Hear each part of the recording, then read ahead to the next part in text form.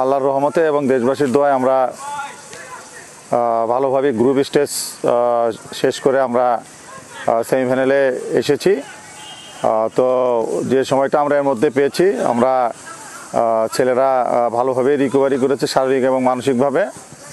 তো আমরা এই সময়টায় নেপালের দুর্বলতা এবং শক্তি নিয়ে আমরা কাজ করেছি।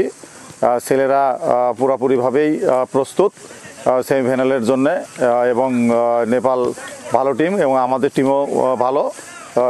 এই সেমিফাইনাল খেলা খুবই প্রতিযোগিতামূলক খেলা হবে এবং আমরা জয়ের জন্য মাঠে নামবো।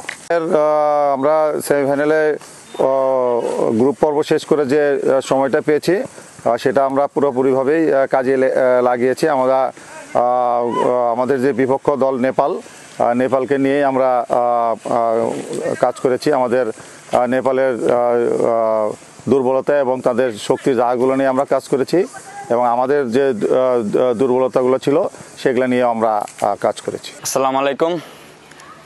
আলহামদুলিল্লাহ, আগামীকালকে আমাদের সেমিফাইনাল।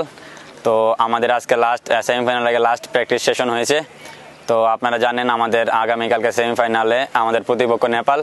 তো সবাই আমাদের জন্য দোয়া করবেন, কালকে যেন আমরা যার যার স্থান থেকে সবার সর্বোচ্চটা দিয়ে একটা টিম হয়ে, একটা পরিবার হয়ে, বাংলাদেশের হয়ে খেলে আমরা ফাইনালে পৌঁছাতে পারি।